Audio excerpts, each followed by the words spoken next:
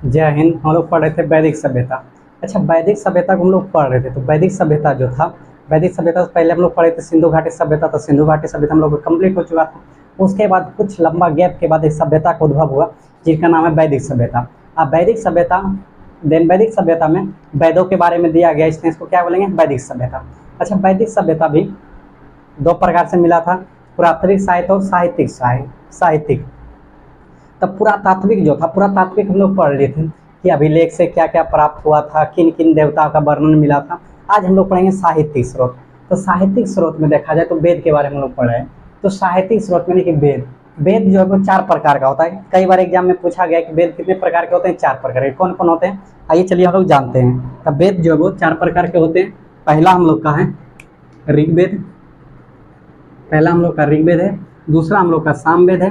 चौथा हम लोग का तीसरा हम लोग का यजुर्वेद है। और चौथा हम लोग का अथर्ववेद है।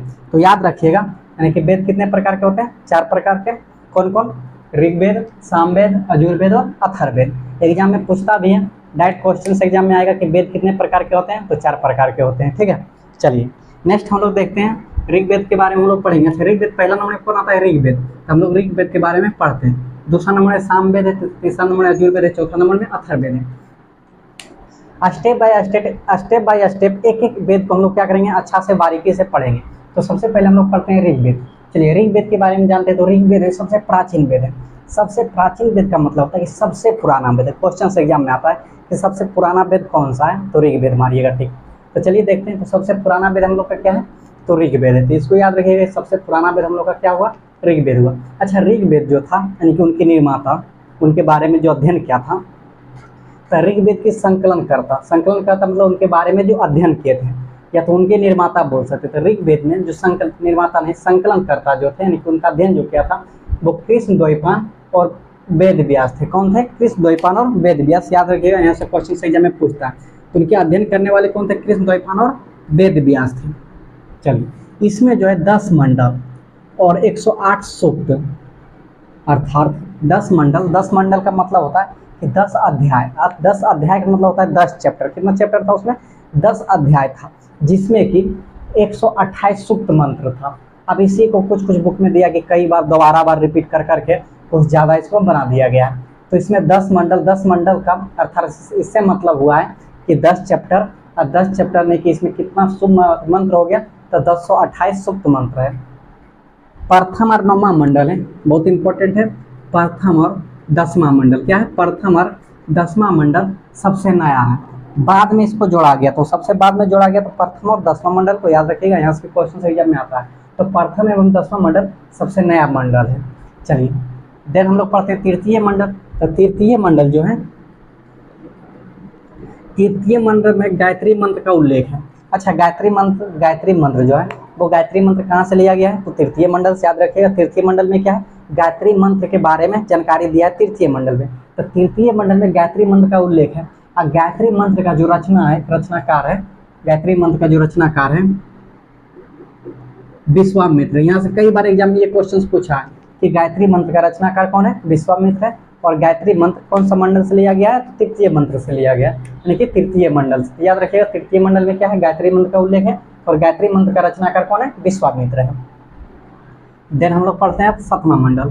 देखिए, जो जो इंपॉर्टेंट है वाई मंडल को लिए, जो कि एग्जाम में पूछता है कई बार, जो एग्जाम में नहीं पूछता उसको हम लोग पढ़ के क्या करेंगे। तो 7वां मंडल क्या है, 7वां मंडल। अब देखिए 7वां मंडल में क्या है, तो 10 राजाओं का युद्ध, 10 राजाओं का युद्ध का उल्लेख दिया गया है। यानी कि 10 राजा एक साथ लड़े थे पुरुषनी नदी के तट पर, उसी का उल्लेख किसमें दिया है, 7वां मंडल में दिया, जिसको 10 राज्य युद्ध का उल्लेख पुरुषनी नदी के तट पर। यहाँ से देखिए एग्जाम में आता है कि 10 राजा का युद्ध कौन सा नदी के तट पर लड़ा गया था, तो पुरुषनी नदी के तट पर लड़ा गया था। इसका उल्लेख कौन सा मंडल में है, तो 7वां मंडल में। याद रखिएगा, 7वां मंडल में। उसके बाद 9वां मंडल है।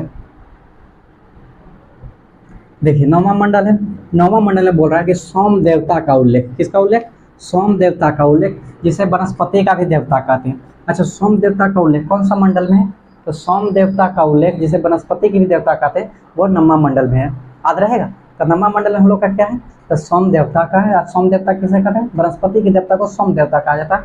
ये कौन सा मंडल में है, 9वां मंडल में। देन हम लोग पढ़ेंगे अभी 10वां मंडल। अच्छा, 10वां मंडल है जो सबसे इंपॉर्टेंट है, यहाँ से भी क्वेश्चन कई बार एग्जाम में पूछता है तो 10वां मंडल में हम लोग का वर्ण व्यवस्था। वर्ण व्यवस्था देखिए क्या होता है। तो 10वां मंडल में वर्ण व्यवस्था मिल गया, यानी कि जाति को 3 भाग में बांट दिया था। कौन कौन भाग था? ब्राह्मण, क्षत्रिय और वैश्य। यानी कि जाति को सबसे पहले अगर बांटा गया था तो 10वां मंडल में बांटा गया था। पहला नंबर में आता है ब्राह्मण, दूसरा नंबर में आता है क्षत्रिय, जिसको क्षत्रिय कहते हैं, और तीसरा नंबर पर आता है कौन आता है? वैश्य आता है। उसके बाद हम लोग फिर पढ़ेंगे सामवेद। सामवेद के बाद पढ़ेंगे यजुर्वेद, यजुर्वेद के बाद पढ़ेंगे हम लोग अथर्ववेद पढ़ेंगे। देन थोड़ा सा हम लोग रिकॉल कर लेते हैं। तो साहित्यिक स्रोत के आधार पर हम लोग पढ़ रहे थे। तो पुरातात्विक स्रोत होता है और दूसरा मेरा क्या होता है? साहित्यिक स्रोत होता है। तो साहित्यिक स्रोत पढ़ने के वेद के बारे में पढ़ रहे थे। तो वेद साहित्यिक मतलब होता है लिखा हुआ होता है। क्या होता है? लिखा हुआ। तो लिखा हुआ था, इसको पढ़ा गया था, इसलिए इसको क्या बोलेंगे? साहित्यिक स्रोत बोलेंगे। तो साहित्यिक स्रोत के अनुसार वेद को 4 भाग में बांटा था। कौन कौन? ऋग्वेद, सामवेद, यजुर्वेद और अथर्ववेद। तो ऋग्वेद के बारे में पढ़ रहे थे। तो ऋग्वेद जो था सबसे पुराना, यानी कि सबसे प्राचीन वेद ऋग्वेद कहते हैं, जिसकी संकलनकर्ता का तात्पर्य हुआ है जिसके अध्ययन किया था। तो अध्ययन कौन किए थे? कृष्ण द्वैपायन और वेद व्यास किए थे। इसमें 10 मंडल और 1028 सूक्त है। 10 मंडल का तात्पर्य होता है कि 10 चैप्टर और 1028 यानी कि मंत्र का वर्णन है उसमें। प्रथम और 10वां मंडल है वो सबसे नया मंडल है। कौन कौन? प्रथम और 10वां मंडल जो है वो सबसे नया मंडल है। अच्छा, उसके बाद तृतीय मंडल में गायत्री मंत्र का उल्लेख है। यहाँ से क्वेश्चन होता है कि गायत्री मंत्र का उल्लेख कौन सा मंडल में है? तो तृतीय मंडल में। याद रखिएगा, तृतीय मंडल में गायत्री मंत्र का उल्लेख है। सबसे इंपॉर्टेंट जो यहाँ से आता है वो रचनाकार आता है, यानी कि गायत्री मंत्र का रचनाकार वो विश्वामित्र ने किया था। कौन किए थे? विश्वामित्र ने। देन हम लोग यहाँ देखते हैं 7वां मंडल। तो 7वां मंडल में 10 राजाओं का युद्ध। यहाँ से क्वेश्चन आता है कि 10 राजाओं का युद्ध कौन सा नदी के किनारे लड़ा गया था? तो पुरुषनी नदी के तट पर लड़ा गया था। उसके बाद हम लोग देखते हैं 9वां मंडल। तो 9वां मंडल में सोम देवता, और सोम देवता वनस्पति को देवता को कहते हैं। तो वनस्पति के देवता नहीं, सोम देवता का उल्लेख 9वां मंडल में है। और 10वां मंडल जिसमें कि वर्ण व्यवस्था है। अच्छा, 10वां मंडल में क्या है? वर्ण व्यवस्था है। वर्ण व्यवस्था का मतलब जाति को बांटा गया था कितना था? तो 3 भाग में। कौन कौन? ब्राह्मण, क्षत्रिय और वैश्य। उसके बाद हम लोग पढ़ेंगे सामवेद। अच्छा, सामवेद देखिए, सामवेद में कि सामवेद संगीत, सामवेद को संगीत का जनक कहा जाता है। तो क्वेश्चन आता है कि संगीत का जनक कौन सा वेद को कहा जाता है? तो सामवेद को कहा जाता है। याद रखिए, सामवेद को संगीत का जनक कहा जाता है। और सामवेद में 7 स्वरों का सर्वप्रथम प्रयोग किया गया था।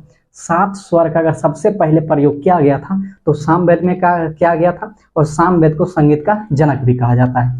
देन हम लोग नेक्स्ट पढ़ेंगे यजुर्वेद। अच्छा, ये यजुर्वेद जो था ये इंपॉर्टेंट है। यजुर्वेद यानी यज्ञ विधियों के बारे में, यज्ञ यानी कि यज्ञ कैसे होता है, यज्ञ के विधि के वर्णन जो किया गया वो यजुर्वेद में किया गया। किसमें किया गया? यजुर्वेद में। यानी कि यज्ञ के विधि, यज्ञ के बारे में पूरा डिटेल किसमें?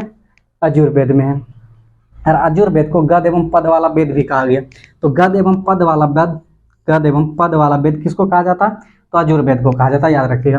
देन लास्ट आता है अथर्ववेद। तो अथर्ववेद में हम लोग पढ़ेंगे, अथर्ववेद जो हम लोग का, अथर्ववेद में जादू टोना, वशीकरण, शादी विवाह, जितना भी आता है, शादी विवाह हो गया, जादू टोना हो गया, मृत्यु तीर्थ्यु, जो भी सब होता है सब का जानकारी किससे मिलता है? अथर्ववेद में मिलता है। और अथर्ववेद जो होता है सबसे अंतिम वेद है। यहाँ से क्वेश्चन होता है कि सबसे लास्ट वाला वेद कौन सा है? अथर्ववेद है। सबसे अंतिम वाला वेद कौन सा? अथर्ववेद। अथर्ववेद को ब्रह्मवेद भी कहते हैं। अथर्ववेद को ब्रह्मवेद भी कहते हैं क्योंकि श्रेष्ठ वेद है। यह क्या है? श्रेष्ठ वेद है, इसलिए इसे अथर्ववेद के नाम से भी जाना जाता है, ब्रह्मवेद के भी नाम से जाना जाता है।